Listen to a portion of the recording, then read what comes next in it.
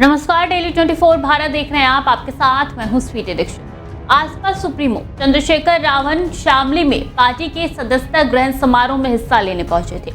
उन्होंने राष्ट्रीय लोक दल के राष्ट्रीय महासचिव पर सांसद अमीर आलम में उनके बेटे पूर्व विधायक नवाजी आलम को आजाद समाज पार्टी की सदस्यता दिलाई। इस दौरान उन्होंने कार्यकर्ताओं को संबोधित करते हुए उत्तर प्रदेश सरकार पर जमकर निशाना साधा और उत्तर प्रदेश के मुख्यमंत्री योगी आदित्यनाथ पर भी जमकर तंज कसा। उन्होंने कहा कि महाकुंभ में काफी मौतें हुई हैं, अयोध्या में बेटी के साथ दरिंदगी हुई है, गोरखपुर में लगातार हत्याएं हो रही हैं, साथ ही उत्तर प्रदेश में एनकाउंटर चल रहे हैं। क्या गोली से इंसाफ दिलाया जाना चाहिए? यदि गोली इंसाफ देने के लिए तो फिर कोर्ट क्यों है? कोर्ट को बंद कर देना चाहिए। उन्होंने कहा कि बुलडोजर से कभी किसी को न्याय नहीं मिल सकता। उत्तर प्रदेश में लगातार कानून व्यवस्था दम तोड़ रही है, हालत बद से बदतर होती है, लेकिन किसी की कोई सुनने वाला नहीं है।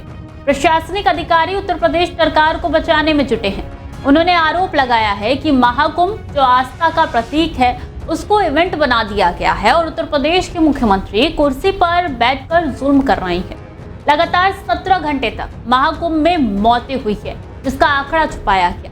क्या ये सही है?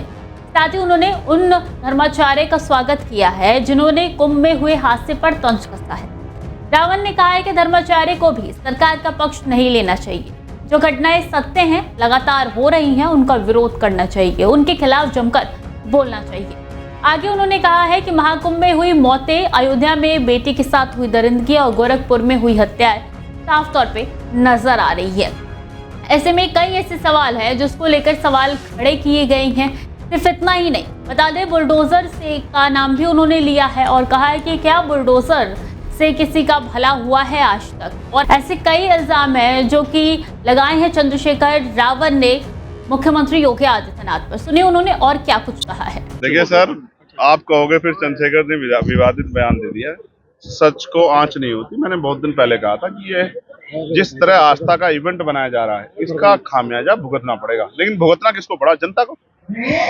अगर इस तरह से किसी को मोक्ष मिलता है तो हिंदू संस्कृति के अनुसार तो मोक्ष के लिए आदमी सैकड़ों साल तपस्या करता है, तमाम तरह के त्याग करता है।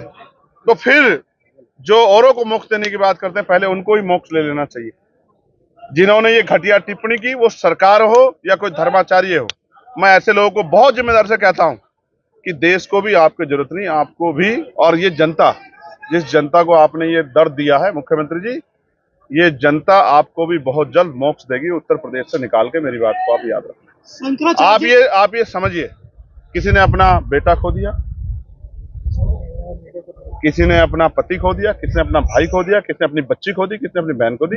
एक सुई नहीं बर्दाश्त कर सकता आदमी। और आप फोटो नहीं देख पाओगे मेरे फोन में गोरखपुर के लोग, क्योंकि मैं वहां चुनाव लड़ के आया था, वहां के लोगों ने भेजे मुझे। आप फोटो नहीं देख पाओगे।